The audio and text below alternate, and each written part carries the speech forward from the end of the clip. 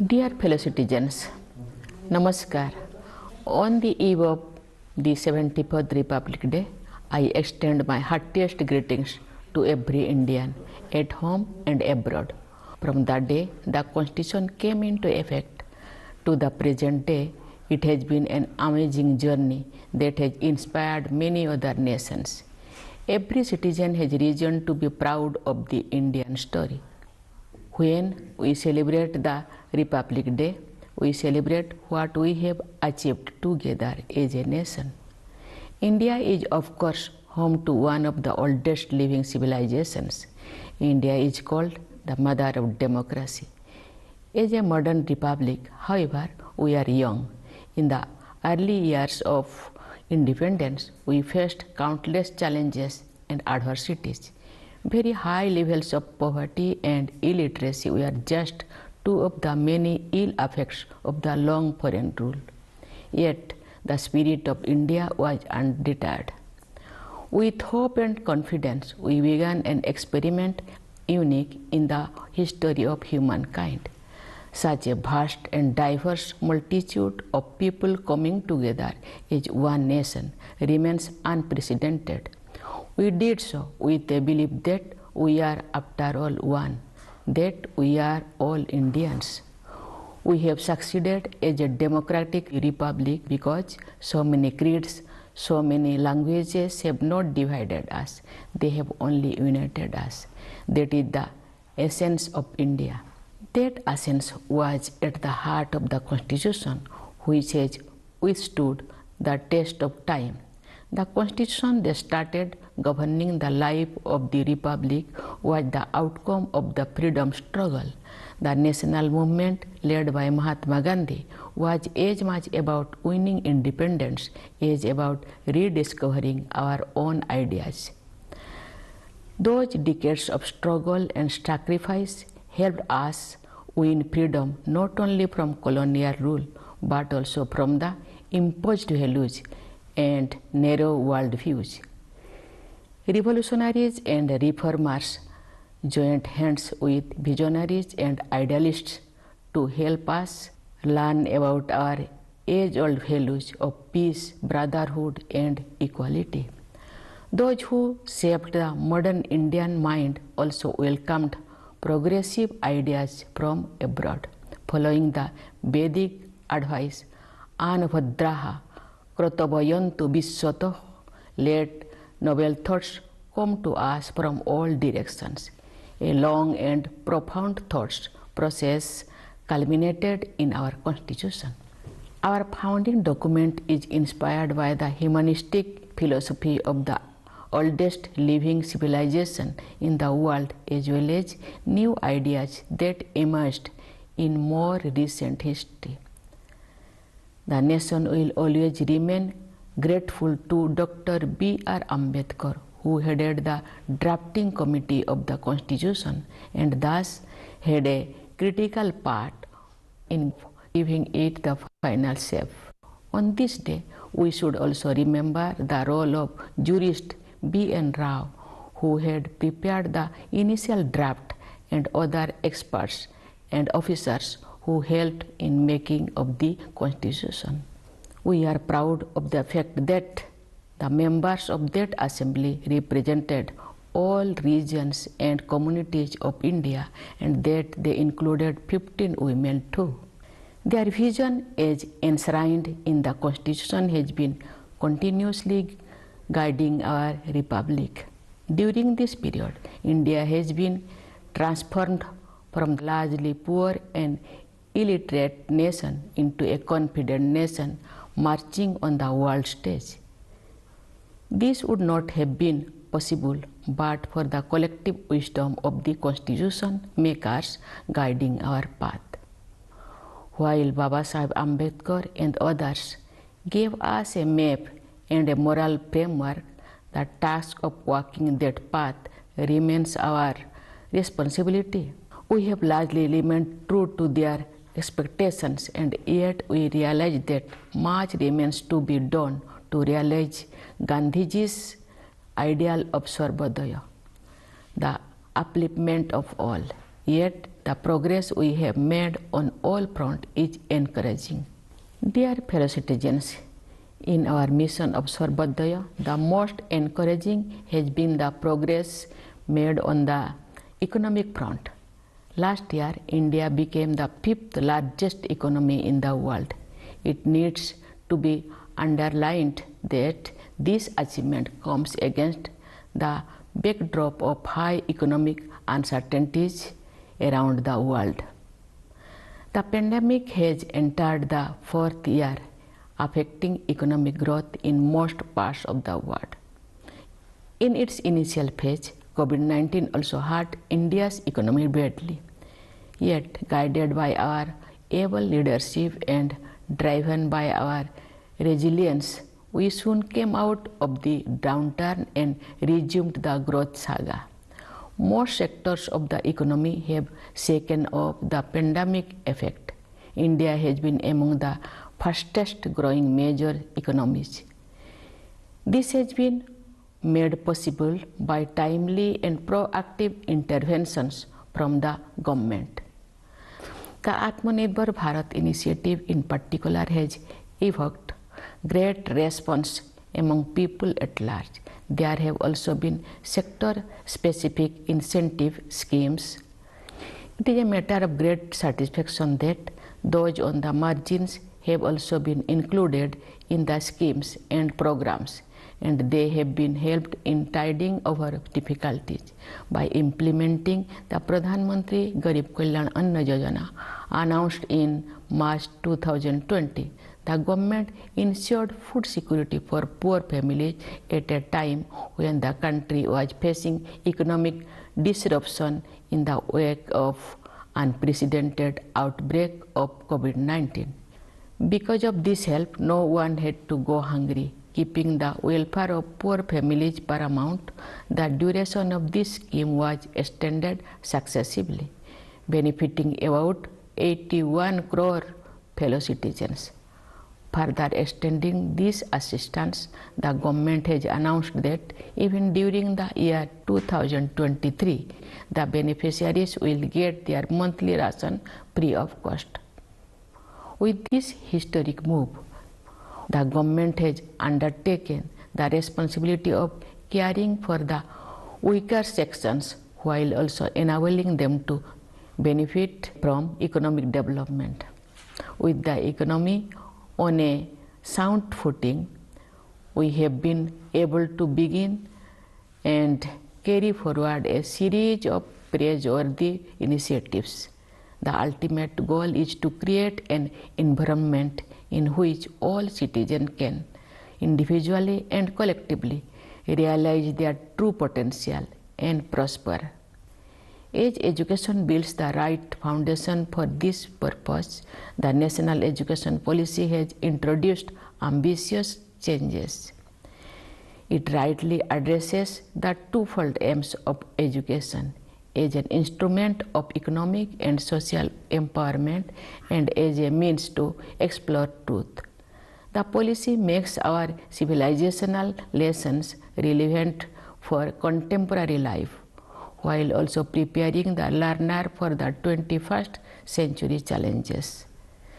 The National Education Policy appreciates the role of technology in expanding and deepening the learning process. As we have come to realize since the early days of COVID-19, technology offers life-changing possibilities. The Digital India mission is striving to make information and communication technology inclusive by bridging the rural-urban divide.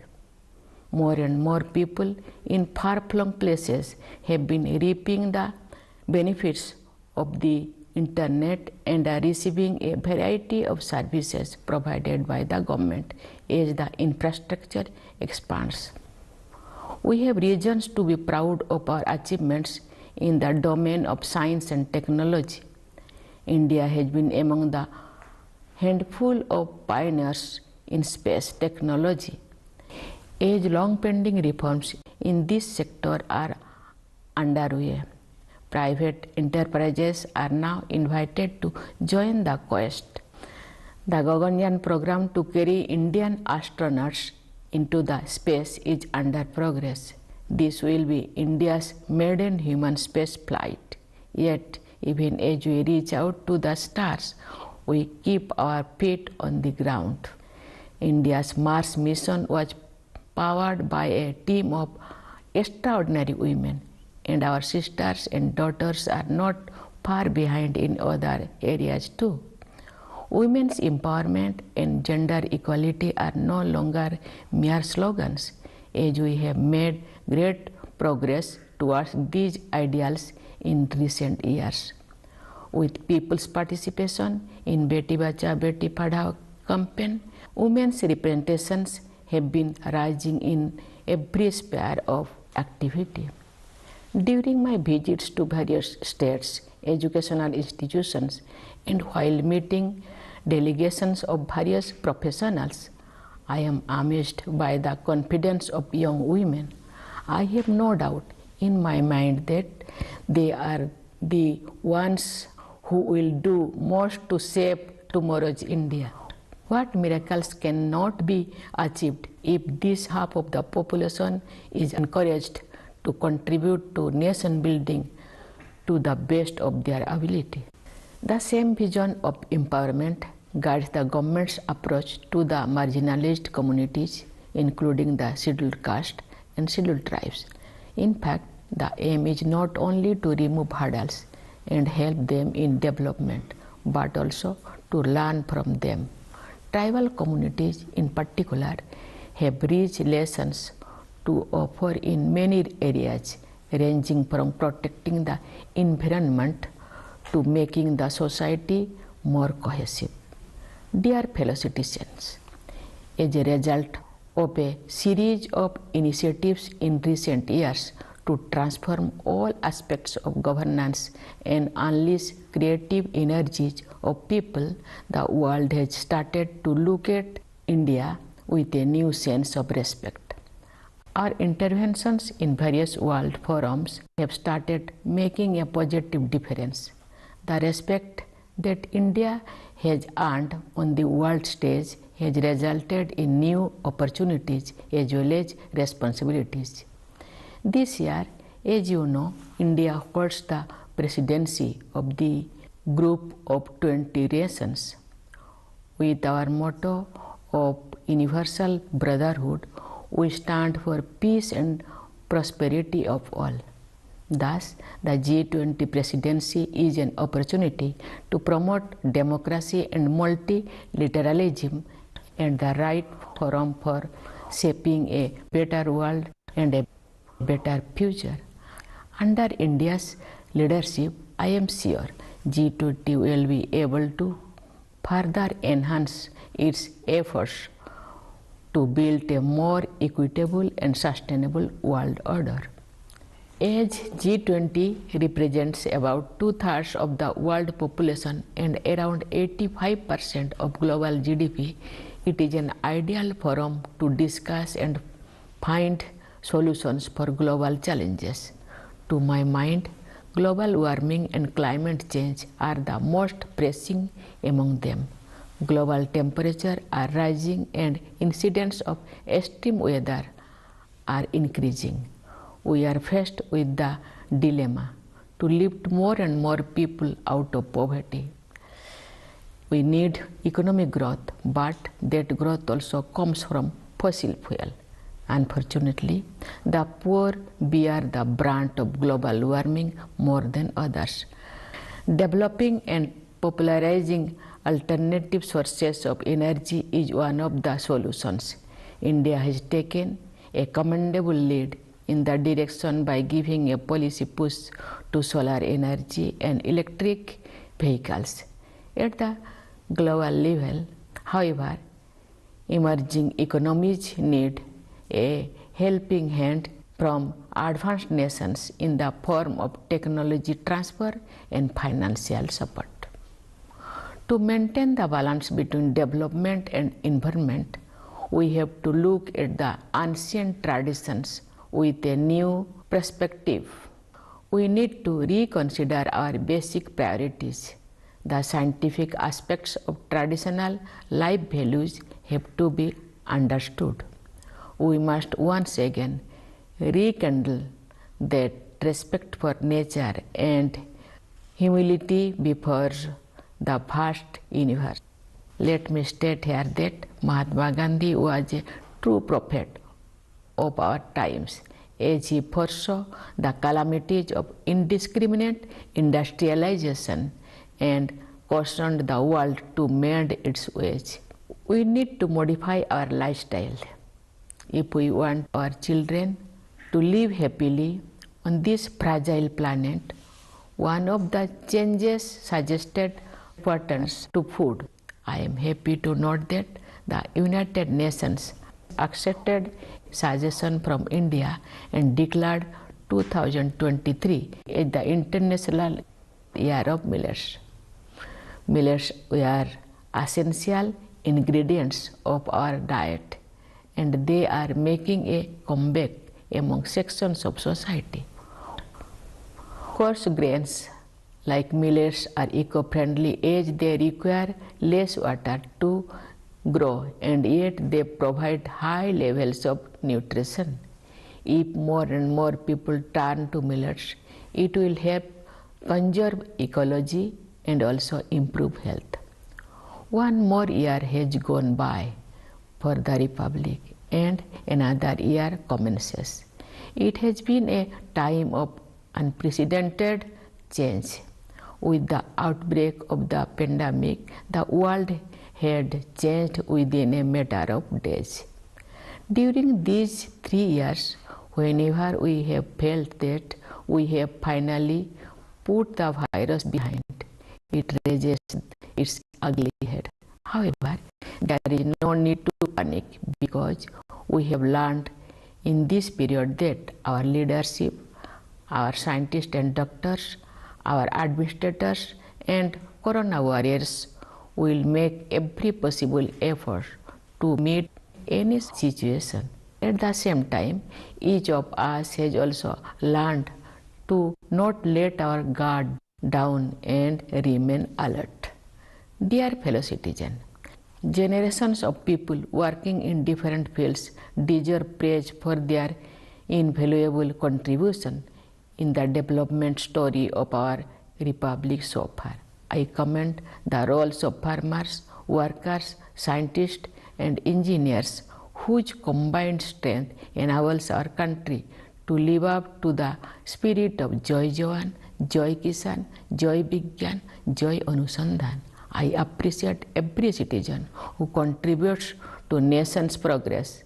I also convey my greetings to our diaspora, the great ambassadors of India's culture and civilization. On the occasion of Republic Day, I convey my special appreciation to our Jawans who guard our borders and are ready to make any sacrifice for the country. I also express my appreciation for all the brave soldiers of paramilitary forces and police forces who provide internal security to their fellow citizens. I salute all the brave hearts of our armed forces, paramilitary forces, and police forces who laid down their lives in the line of duty. I convey my blessings to all the dear children for their bright future. Once again, I extend my best wishes to all of you on this Republic Day. Thank you. Jai Hind, Jai Bharat.